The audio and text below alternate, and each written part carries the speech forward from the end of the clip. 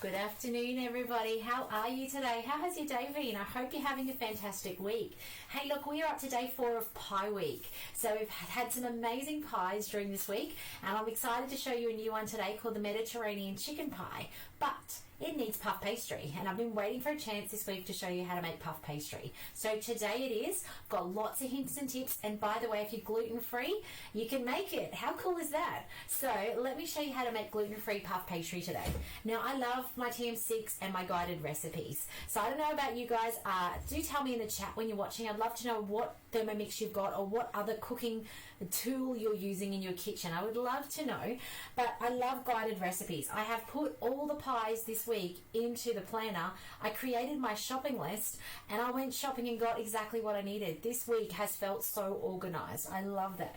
So my week, let's go. So I've got iced puff pastry and then I've got my Mediterranean pie. Sorry you guys can't see that overly well. The glare from my light is just terrible. There we go. And I think my hand makes it worse. Anyway, let's get started. I will step you through it though. So if you can't see my screen because it's too glary, I will tell you step by step, so don't stress. So, iced puff pastry, there's a couple of tricks. One of which is your ingredients must be cold, at least, if not frozen. And you'll see it does call for some frozen butter, which I never have in this recipe. Please say hello in the chat, and if you have made puff pastry before, I would love to know about it. If you're still buying it, today is the day where you learn how to do it, so you don't have to buy it anymore. So first things first, you can see is 90 grams of ice cubes. Important. Ice cubes, okay? It stops the puff pastry going funny. I am hoping I've got enough. My ice machine has given up in the fridge. So, a bit short. You know what I'm going to do? I'm going to put some cold water in instead. Give me 5 seconds to go to the ice machine.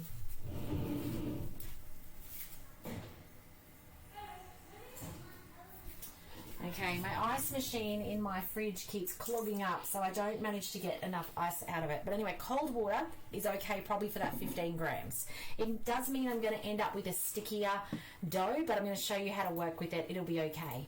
So, ice cubes are in, check. Unsalted butter.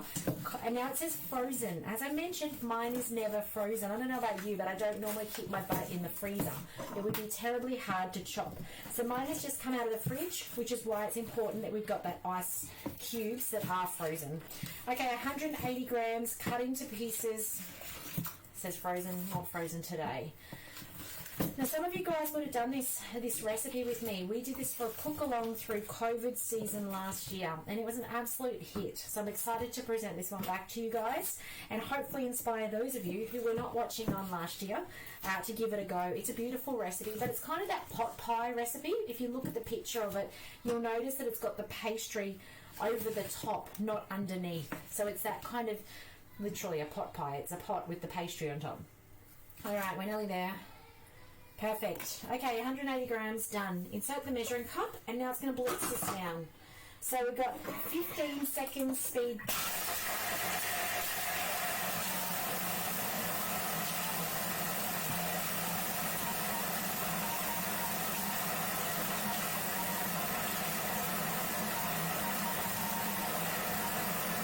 So what you should get inside is a whole lot of ice shards. It should just be like a messy shaved ice. That's what it should look like inside. Let's have a look. Yep, shaved icy butter it is. Perfect, that's what we want. Okay, next up.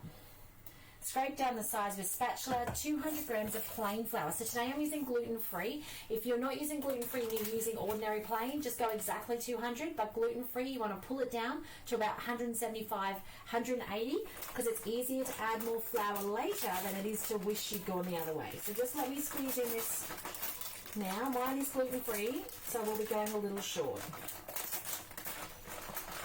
Okay. There we go. Oh, 183. Wasn't as short as I wanted, but that's okay.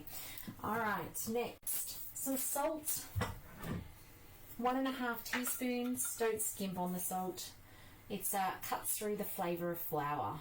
And that's it.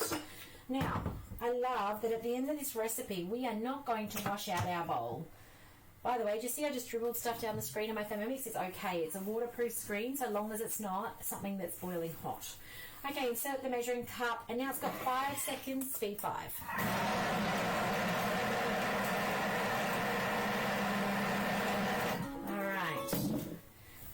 click on next. Scrape down the sides, insert the measuring cup, and now it's got a 2-minute knead time. So we'll just give that a spin and off it goes. And then I'm going to grab out, I need a rolling pin for later, and I need my trusty thermo mat. So some of you guys have had demos and you've got your hands on the amazing thermo mat from the mix shop. This is amazing. I've pre-floured mine, so you can see it's all floury, ready to go. Just cut under each side, I floured and then I folded it up, so I think I've got flour everywhere. But what the thermomat does is it makes it really clean and easy to not make a mess on your bench with pastries and breads and things like that. Hello Yvonne, I am so pleased you've got your 2 bowls. That is so exciting. Hey Carissa, lovely to have you. Now this puff pastry followed by this pie actually work beautifully together. We won't be washing the bowl out. How cool is that? I love it when there's a no washing bowl out step. It's not going to tell you that, but I'm telling you that. No washing the bowl out in this recipe. So, let me see if I can show you what's happening in the bowl. Let me just lift up your little camera here, untangle you a bit. Have a look at what's going on in there. It's coming together beautifully. That's what we want. You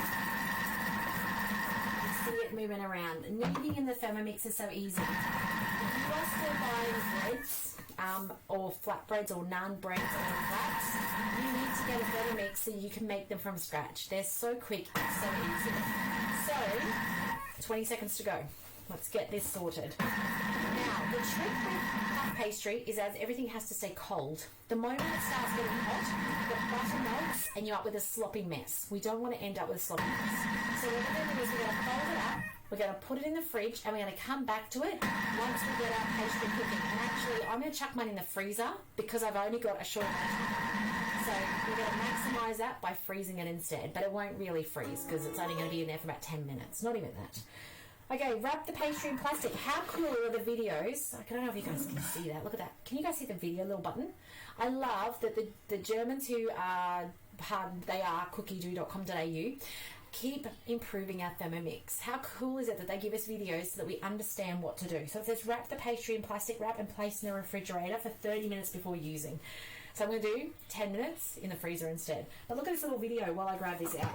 Look at it. It shows you what to do. It shows you what the texture should be like. Now mine will be a little bit different. Oh, you guys kind of can't see the camera. Kind of, if I hold the bowl in the way, look at that, you get a shadow. But you can see their texture getting out is that kind of cauliflower Florence like I talked about yesterday.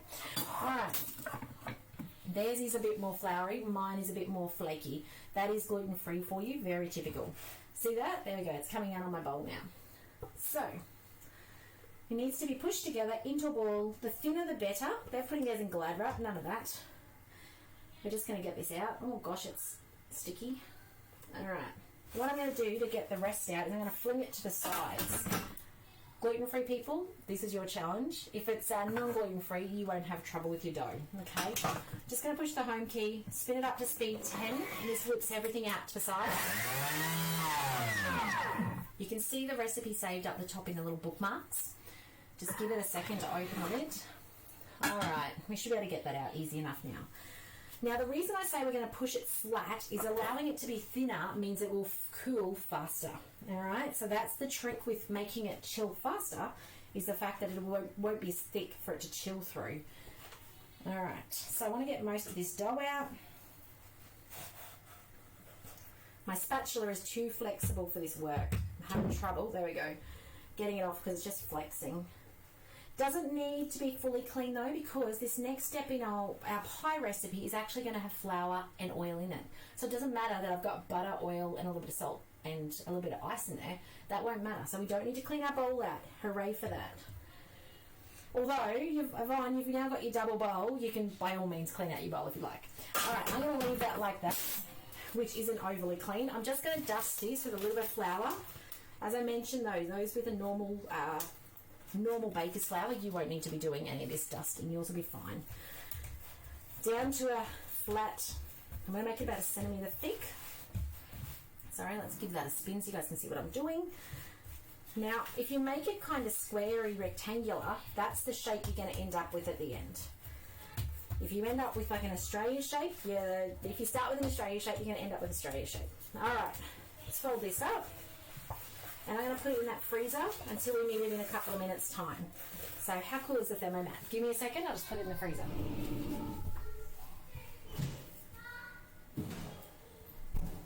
Okay, let's get on to our pie recipe. So, this will show you, by the way, how to finish this recipe, but I'm just going to cancel it at the moment. I'm going to get out of it because then later on we'll come back and it'll step me through how to fold puff pastry to get flaky pastry.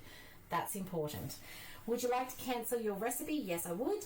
And now we'll come back to our meal planner and let's bring up our beautiful Mediterranean pie. Now, by the way, if you don't like olives, just leave them out, okay? If you don't like something particular, make it your own. There is nothing stopping you doing that. And some people, when we did the cook-along last year, they left them out and they said it was amazing still. So don't feel like you have to include the olives or you don't want to make it because it's got olives in it, okay? All right, look at this recipe. I love it. I'm so excited. Preheat your oven. Okay, first things first is some olives, 70 grams of olives pitted. It's going to dice these down for you. So hopefully I can open a lid. Didn't anticipate that problem. Oh, yes. Okay. So 70 grams of olives pitted. Please make sure they're pitted. There's nothing worse than, you know, making dinner, getting it to the table only to find that there's chunks in it. All right. In they go. Oopsie daisy, one overboard. Oh no, one on the floor. Have to eat that one in a second. Okay, 74 grams. That'll do. Next, on with the lid. I'm going to chop these down and we're going to put them aside. 3 seconds before. Done. Transfer aside. I'm going to put them in my little containers. I'm actually making my pie. Shouldn't have eaten, now I can't talk. I'm going to make my pie into mini ones instead. So I'm not going to make the big, massive one. Make little ones. So I'm just going to transfer into there for the moment so that it's out of the way. I'll show you that chop. Look at that. How cool is that? I reckon if you did have a seed hiding in there, you'd probably find it. Especially now that it's chopped down, you can see that. If you've already bought diced olives or what they called olive slices, you can probably skip that step. All right. Let's keep going. Now, next up, we have some olive oil. In it goes, 30 grams. All right, next up, we've got onion quartered. I did it in halves. Doesn't matter. How much? Yeah, 168. There we go.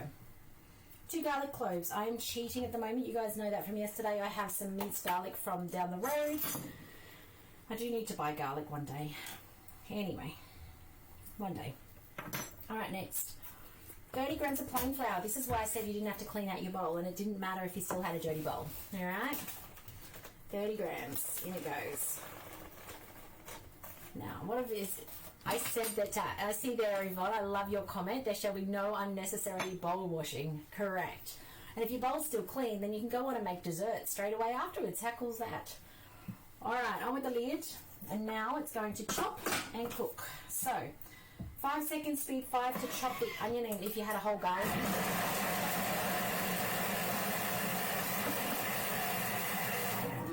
And now, scrape down the sides. Meh. All right, 3 minutes. And off it goes in speed to 120 degrees. Now, those of you who've been watching me for a while, you know this is your time to prep your next ingredients. So if you are cooking along this at home tomorrow, now's your time. You're going to dice up your chicken. Now, it says chicken breast. I've got chicken thigh. It says 600. I've got 780. Doesn't matter. Now would be your time to grab out your veggie stock. You need some roasted capsicums. They call them bell peppers because this must be a UK recipe, but that's roasted capsicum, I think. What else have I got? Tin of tomatoes you need, or fresh tomatoes. You could use 400 grams of fresh tomatoes, and you need paprika and some pepper. So now is your time to grab out those ingredients so that you've got them ready, and of course chop your chicken. So then you're so much more time efficient in the kitchen. With any luck, I'll be done within 5 minutes in a second, and that's how long it then takes. I mean, admittedly, I'll probably have to cook it for 10 minutes, but then I'll be rolling out my puff pastry, and it's ready to go in the oven. So it's actually really such a succinct time you need to be in the kitchen when you got a Thermomix on the bench. How cool is that? So, talking about second bowls, at the moment, when you're buying a TM6, it actually comes, if you want, with a $99 second bowl. How awesome is that? So please tell your friends and family that might be thinking about a Thermomix about the deal, and if they're ready to get one on the bench, please pass them my details. I'd love to get them started. Love to help you get more out of your Thermomix as well. Hey Carissa, how are you today? What's for dinner in your house? I would love to know. So, by the way, I'm excited. I started planning next week's theme. Next week we are doing salad week. So, and don't just think, boring old salads. Next week is going to be amazing different salads. So I'm looking forward to sharing that with you guys for next week. So that's pretty cool as well. Alright, I'm so impatient. I just want to skip the cook step. Should I? Yeah, let's just keep going. You guys, in your own kitchen, you can walk off and do something, right? And your Thermomix will call you back. It'll sing at you to say, hey, come back and tend to me. Whereas I'm talking to a camera, so let's just skip the steps. No one will notice. Alright, so that's kind of cooked off, but it's a bit of a slurry in there. It's got that, because it's got the, what's that called? Flour. Oh, onion eyes. That was a bad choice. You'd think by now I would know. All right, 400 grams of tin chopped tomatoes. Let me open the door. There we go. I think the kids have gone out the back to play now, so that's good. All right, in with the tomatoes. If you were using fresh tomatoes, just dice them in quarters, okay? So that's what you need to do for fresh, so that they cook down and get that nice texture to them. You'll also might need to extend the cook time, which I'll talk about in a second. Alright, next up we've got 180 grams of red peppers preserved. So it says preserved, I don't know what that means. I'm going to use roasted pepper strips, okay? These have been in my fridge for a very long time, so I'm looking forward to getting rid of some of them. Let's see if I can get some of them out. So 180 grams for those of you who cook along later. If you don't have cookie dough, now you know how much. By the way, if you don't have cookie dough, you can actually sign up to either the 30-day free trial, or you can actually see the ingredient weights and stuff without a membership.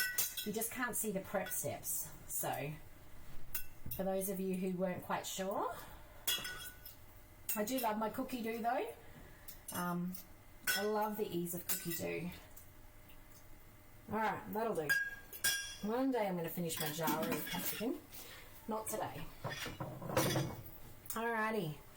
1 teaspoon of paprika. Now we tend to use sweet paprika here, but use whatever you've got in the cupboard. Alright, whatever that might be, just use what you've got. Mine's a very big teaspoon. I won't use the whole thing. Just guesstimate a teaspoon. Insert the lid into the mixing bowl, and now 5 seconds, speed 5. Let's chop that up.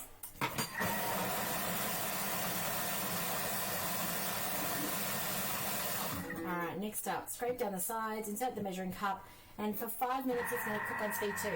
I'm going to go grab out the pastry, and I'm going to show you how to start working with it. Now mine might be a little bit sticky, but I want to show you guys how to do it with the pastry so that you have an idea of how it works. So give me 1 second. Oh, chicken chips and garlic sauce. That sounds absolutely amazing, Carissa. That sounds like an amazing dinner. I love it. I'll be back.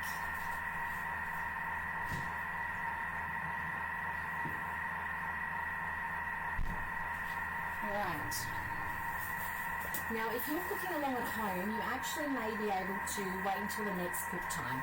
There's another cook time once we add the chicken in a minute of 10 minutes. So that might actually be the better time for you to be doing your pastry, but I'm going to show you now. Hopefully mine isn't so sticky that I can't do it. Let's see how we go. So I love the mat. Now, with the pastry, the trick to puff pastry is the folding. Think of it like an envelope, and you want to do it 3 times as a minimum. So what we're going to do is we're going to see if we can get it off the mat, first of all. Do I have my pastry scraper? No, I didn't bring it in. Okay, we'll just go with that.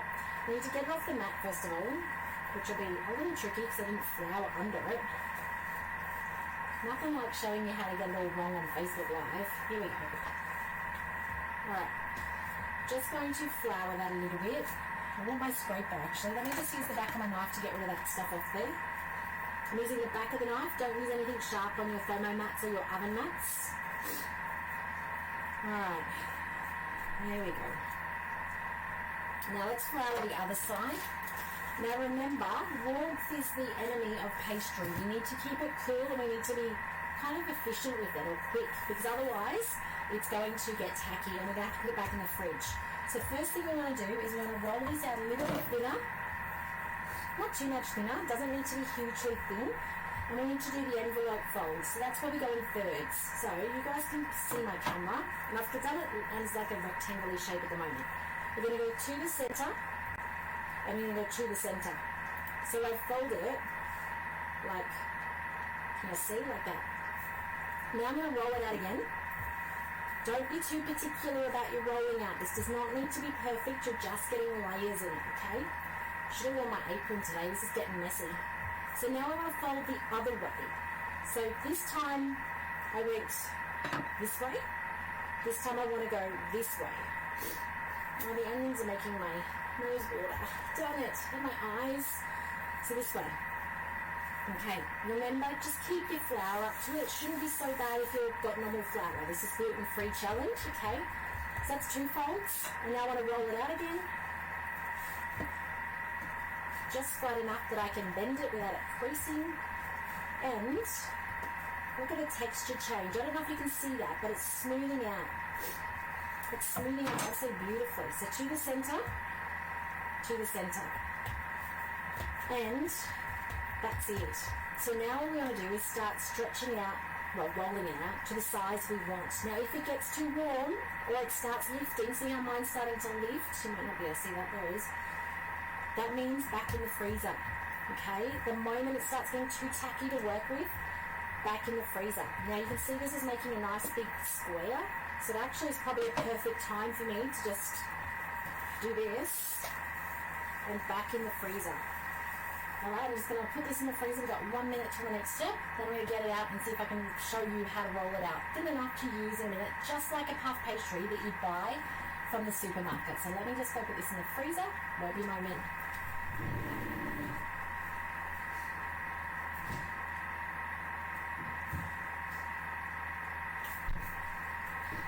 Alrighty.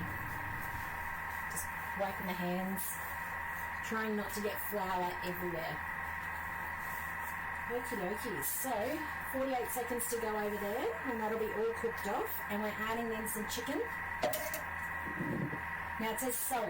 Salt means stock. You guys know that by now. I hope I've drummed that in enough. So that's what you're going to think in a second. Hello Sharon, lovely to have you on today. We are making, we've just made puff pastry, and it's just, we've done the special fold, which is I think called laminating, and we've put it in the freezer. So, yeah, watch the replay later if you want to know how to make that, but I think you might already know how to make it, and we've made it gluten-free, alright? But it doesn't have to be, it could just be normal flour. And we're making a chicken Mediterranean pie as well. But it's like a pot pie, where we're going to put the pastry on top and have the beautiful chicken stuff inside. So we're just finishing the cook time on that. Alright, 600 grams of chicken. It says breast, I'm using thigh, that's what I had. See if I can flip that over. I actually reckon this recipe would be beautiful if you had leftover roast chicken. So if you steamed vermouth your chicken or even oven and you had leftovers and you diced it up or shredded it, I reckon this would be amazing. So then you wouldn't have to cook so long because it'd be pre-cooked. I'm just going to bring it over here. It looks a bit like a pasta sauce at the moment. Something like that. Okay. You'll see my scales are going negative. That is, that's because the bowl weight. So it has a memory RTM6, and UTM5 does too, I think, from memory. I think it remembers drop some chicken. I was trying really hard not to touch it. Yuck. Alright, so when I put it back in, it should tell me what I'm up to. 744. Alright, 1 teaspoon of salt. I'm on the dregs. I'm going to be doing this again tomorrow, making some more stock. So it says 1 teaspoon, so we can do 4 times. We can do 1 tablespoon, although I am literally using the dregs of this, which will not be 1 tablespoon, so I will need to supplement that with some salt. Okay, so I will put probably 1/4 of a teaspoon of salt, just because I didn't have enough stock. You'd want to be putting 1 tablespoon in of your stock. So I just got a little bit. As I said, it's always easier to fix salt later, but not at the, like if you go too heavy, you can't save it. Some pepper. And then this is going to cook for 10 minutes. Mix using spatula. Yeah, it doesn't matter. On with the lid. Next. Okay, so this is going to cook for 10 minutes. Now let me just check the end of my recipe, but I'm fairly certain. Got it on the screen here. Now what's going to happen at the end, once the 10 minutes is up, is the olives go back into the recipe, into here, You stir it with the spatula, and then you fill up your pie dish with the mix. Then you want to have your pastry ready. Now, yesterday I mentioned pastry does not like heat, so you either need to have this slightly cool or you need to work super quick, okay? Because if you put your pastry on top of your 100-degree meat mix, it's just, the butter is just going to melt. So you need to be super quick. Your oven needs to be preheated. If you're going to do it straight back to back to be really efficient, you need to have your oven preheated, you need to have your pastry ready, and you literally put your meat mix in, put your cover on top, quickly give it the little cross. I'm going to spray mine instead of egg coating mine, and put it straight in. It needs to be succinct. If you're not succinct, your pastry will just melt. So let me grab the pastry out, let me preheat my oven, and I'll be back in a second to show you how to actually roll your pastry out so that it's thin enough to use. So give me 2 seconds to do that.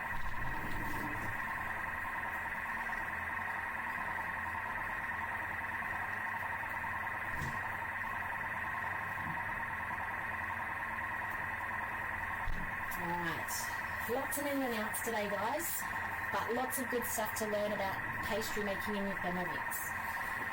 Okay, so here is our pastry back.